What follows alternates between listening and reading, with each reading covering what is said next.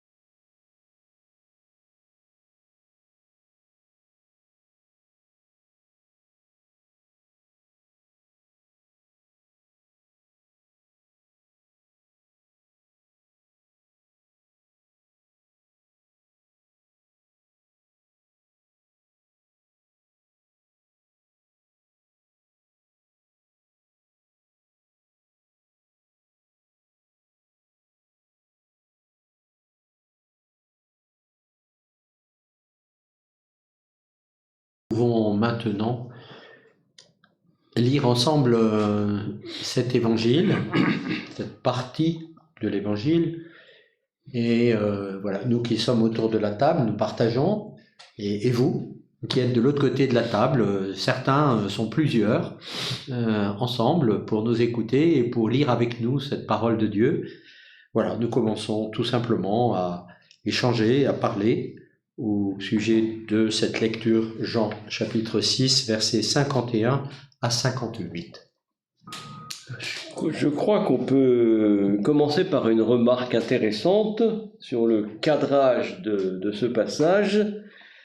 Vous avez au verset 51, « Celui qui mangera de ce pain vivra pour l'éternité ». Et nous avons la même affirmation à la fin du passage, au verset 58, « Celui qui mangera du pain que voici vivra pour l'éternité ». Donc c'est bien encadré par manger le pain, c'est vivre pour l'éternité. Et au milieu du passage, verset 54, vous avez verset 56, pardon. Non, je me trompe, c'est bien 54. Celui qui mange ma chair et boit mon sang a la vie éternelle. Il a la vie éternelle. Donc l'éternité, la vie éternelle, elle est associée 3 fois dans ce passage à la mendication du pain, et au début, au milieu et à la fin. C'est-à-dire que vraiment tout le passage est centré sur ce rapport-là, quoi. Ça me fait penser aux paroles dites à la Samaritaine dans Jean 4, parce qu'à la Samaritaine, il lui dit « L'eau que je lui donnerai deviendra en lui source d'eau jaillissant en vie éternelle. » Donc on retrouve une thématique dans l'enseignement de Jésus. C'est en fait la vie éternelle qui est donnée à travers ce don de Jésus.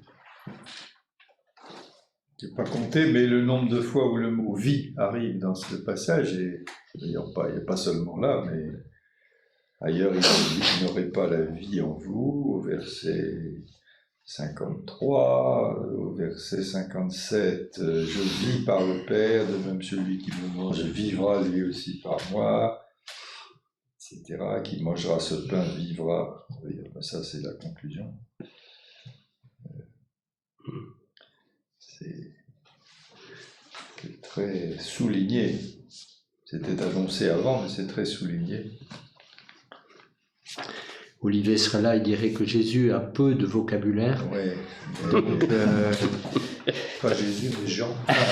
Le Jésus de Jean. Donc là, si on ne comprend pas que c'est la vie qui est donnée. Ah oui, je suis le pain vivant, je suis le pain. Même en grec, c'est je suis le pain, je suis le pain, je suis le vivant. Haute zone. C'est... Je suis le pain, le vivant. Ouais. Et je suis. Oui. Il y a là encore, il y a je suis, comme dans Saint Jean, je suis la vie, je suis la lumière, je suis. Et afin que vous croyiez que je suis. Oui. Ce je suis-là, il est très présent. Ce je suis qui est massif dans Saint Jean, et puis qui renvoie, on le sait, à la Bible, je suis qui je suis, il est là aussi. Je suis qui je suis, c'est le nom que Dieu donne à Moïse. Dans l'Exode, oui. Oui. Sera ardent.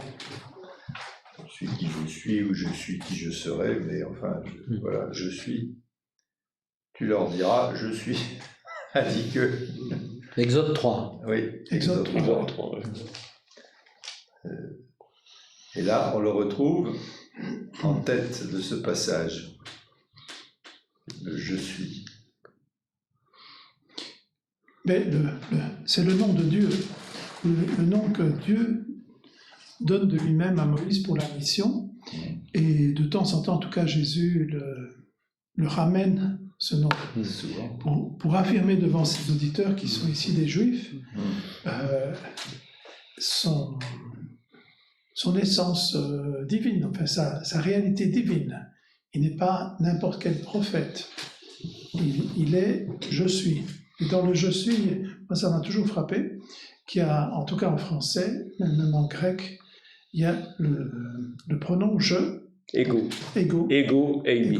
Moi, je suis. Moi, je suis. Moi, je suis. Donc, on dirait, on pourrait traduire dans l'affirmation de sa personnalité, quoi, de sa personne. C'est un sujet qui s'adresse aux autres. Et le suis, c'est quand même un des verbes importants de la langue française ou bien d'autres langues. Parfois, on oppose le verbe être et le verbe avoir. Et ici, c'est plus important d'être que d'avoir, surtout dans la confrontation entre la mort et la vie, parce que le récit, je trouve, c'est une question de vie et de mort. Hein. On ne joue pas avec les mots ici, et c'est vraiment l'affrontement entre mort et vie. Oui, mais c'est un être qui est plus important que d'avoir, mais c'est un être qui a pris visibilité, c'est-à-dire il a pris chair. C'est-à-dire on ne peut pas comprendre ce passage-là si on ne se souvient pas du tout début de l'évangile de Jean, et le Verbe s'est fait chair, la parole s'est fait chair, l'Esprit s'est fait chair. Donc cet être divin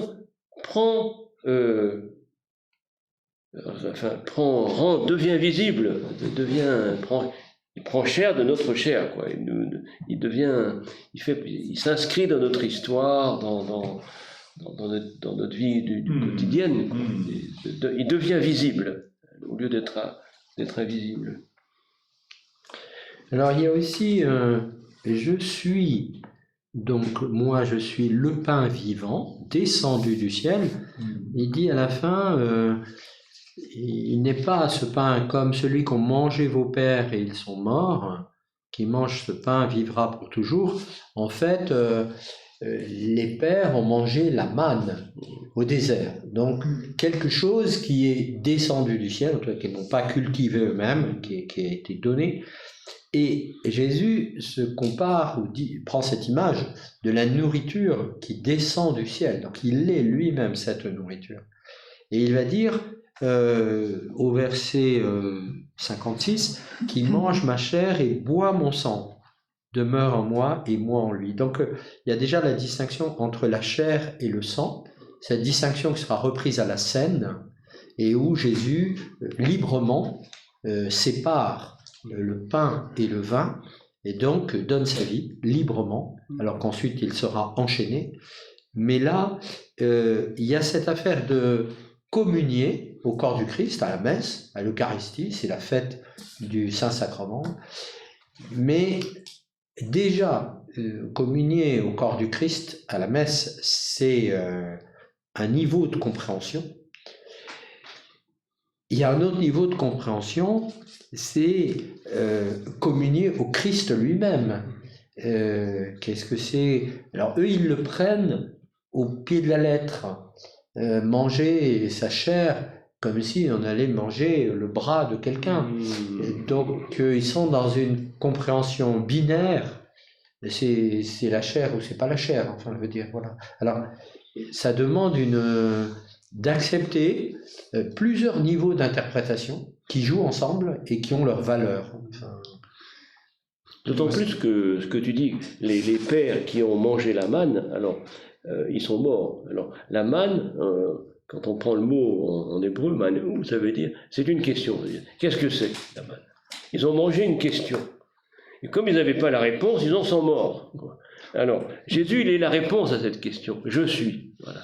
C'est-à-dire, c'est ça qui fait aussi le passage dans une lecture de ce moment-là, quoi. C'est-à-dire, là, on ne meurt pas quand on meurt, quand on pose une question qui reste sans réponse parce qu'on ne trouve pas celui qui va nous donner la réponse.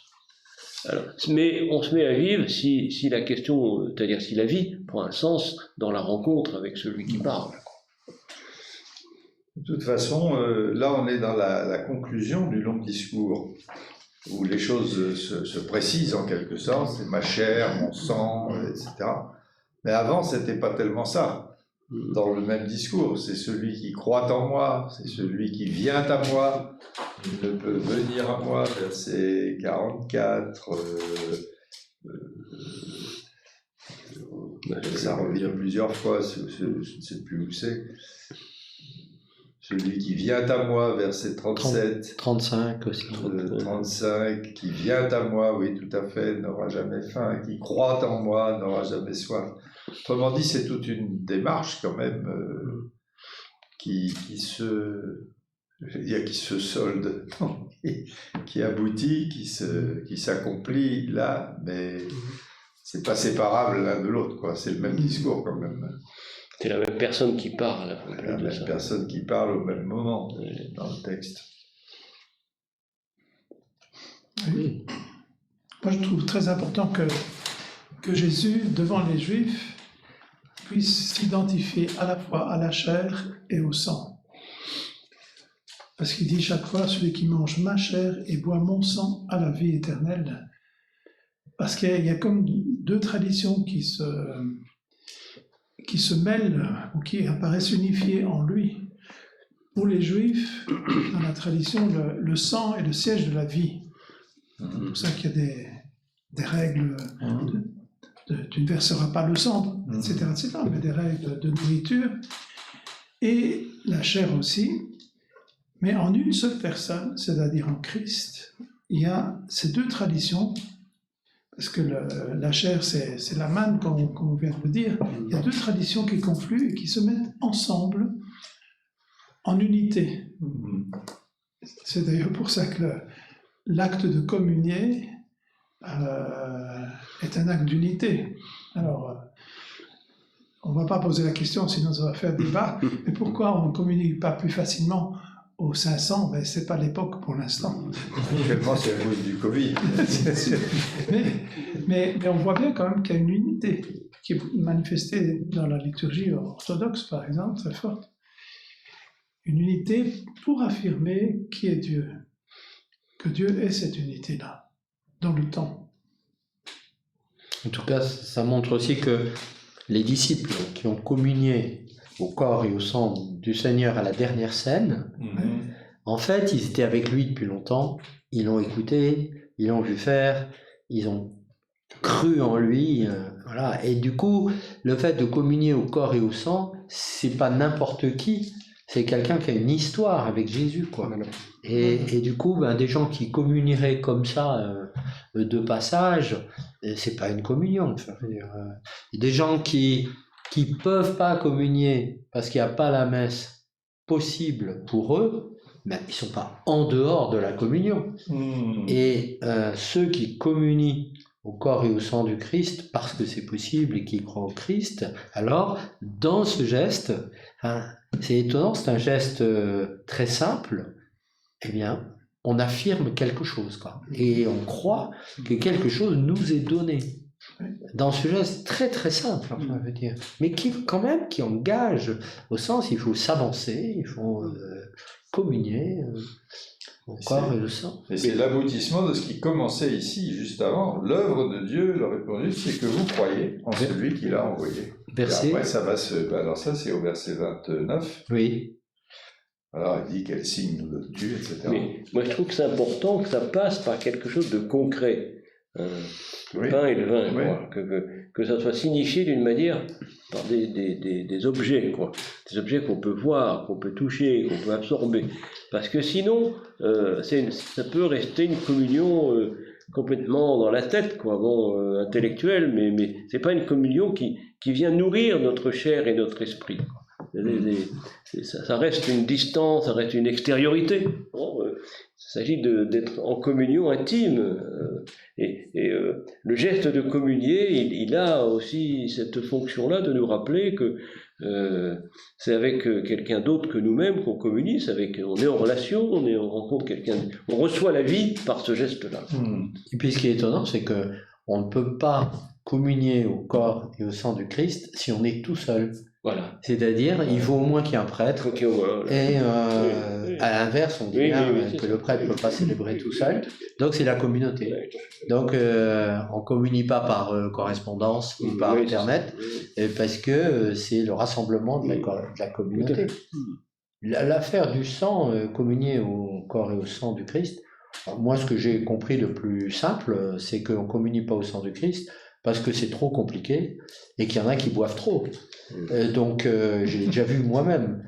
Donc, on a supprimé ça parce que, je sais pas, le vin coûtait cher. Donc, les curés, déjà, pour acheter du vin et des cierges au Moyen-Âge, ça leur coûtait très cher. Donc, s'il fallait en plus arroser tout le village, donc c'est pour des choses qui n'ont rien de. Enfin, qui sont tout à fait matérielles. Enfin, je veux dire. Oui, ou concrètement hygiénique aussi parfois. Alors, non. C'est là que, par exemple, dans nos cultures, par rapport au rite orthodoxe, nous-mêmes, on est un peu parfois effrayés de la petite cuillère d'argent qui sert à donner la communion à chaque fidèle.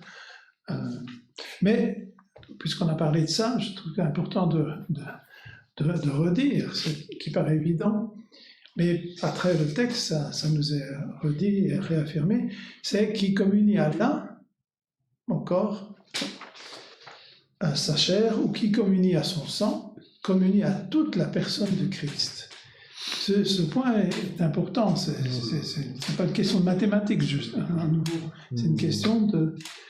il y a une telle intercommunion entre les deux signes que tout est donné en Christ, ou bien, puisque c'est la fête du Saint-Sacrement, ben c'est le même Christ qui se partage à tous les membres de l'Assemblée qui le désirent. C'est le même Christ, quoi. Il ne se divise pas, comme dit la séquence de la messe, mais il ne se divise pas. Et donc ça, c'est la seule argumentation qui fonde ça, c'est que c'est Dieu lui-même. Parce que sinon, au niveau de l'observation, par ce geste concret s'accomplit aussi le demeure.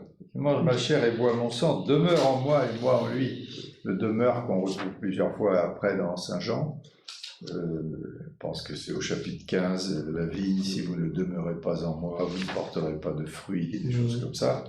Là, c'est quand même, il y a ce mot ici. C'est-à-dire, l'important, c'est vous communiez au corps, au sang, par cette qui mange ma chair et boit mon sang, demeure en moi. Et c'est ça qui est. Et là est la vie. Et moi en lui. Et moi en lui. C'est-à-dire de croire que le Christ vivant demeure en nous. C'est la même vie, quoi. C'est la même vie qui est partagée. Il n'y a pas deux vies, la vie de Dieu d'un côté, puis la vie de l'homme de l'autre. C'est la même vie. C'est la même vie qui est partagée, qui coule de l'un à l'autre. Nous ne vivons que de la vie de Dieu, quoi. C'est ça qui est signifié là, quand même, aussi. Oui, il n'y en a pas eu d'autre. Il n'y en a pas d'autre. Il n'y a pas d'autre que cette vie-là. De même que moi aussi, je vis par le Père, de même celui qui me mange vivra lui aussi par moi. Voilà. Celui qui me mange, on avait fait le rapprochement l'autre jour avec la sagesse, non? Oui. Donnez, c'est gratuit. Oui. Manger, buvez, c'est gratuit. Oui. La vie, elle est donnée gratuitement. Celui qui me mange, et ils n'avaient qu'à manger. Il termine par vos pères, le pain, celui qu'ont mangé vos pères, ils sont morts. Et au verset 31, il a dit, nos pères ont mangé la manne dans le désert. Alors, lui, il dit, vos pères, ils ont mangé la manne et ils sont morts. Alors, aujourd'hui, c'est nouveau. Voilà, c'est ça. C'est nouveau. Ouais. Alors, évidemment, pour ceux qui l'entendent, c'est... Enfin, comment dire, ça les oblige à prendre position. Enfin, je veux dire, c'est pas simple. Enfin, je veux dire, ou bien comme Nicodème, qu'on lisait récemment, de méditer en eux-mêmes, que veut dire cette parole? C'est d'ailleurs ce qui va arriver après. Hein. Le verset suivant, 5,60, c'est après l'avoir entendu, il dit, c'est trop dur, on peut pas, cette parole est rude, on ne peut pas l'accepter, quoi. C'est trop difficile. Exactement, ça oblige à un acte de foi.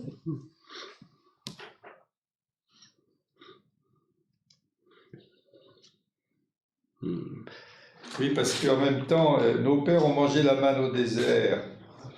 Jésus leur dit, en vérité, je vous le dis, c'est pas Moïse qui vous a donné le pain du ciel, Mais alors après, il dit, c'est mon Père. Il aurait pu dire qu'il vous l'a donné. Alors, c'est pas vrai. C'est mon Père qui vous le donne. Le vrai pain du ciel, le vrai. Oui. C'est-à-dire, on saute là. Il dit pas que c'était déjà le Père, bien sûr, qui le donnait, ce pain dans la Bible. C'est Dieu qui nourrissait son peuple, mais là, on passe un cran de plus, parce qu'on passe au présent. La manne était une figure. C'est une figure, et Le maintenant, don voilà la qui est le réalité au Christ. présent. Nous allons vous souhaiter un bon temps de méditation de l'Écriture, Quoi? de ce dimanche du corps et du sang du Christ. Et nous nous retrouverons pour la lecture de l'Évangile de dimanche prochain.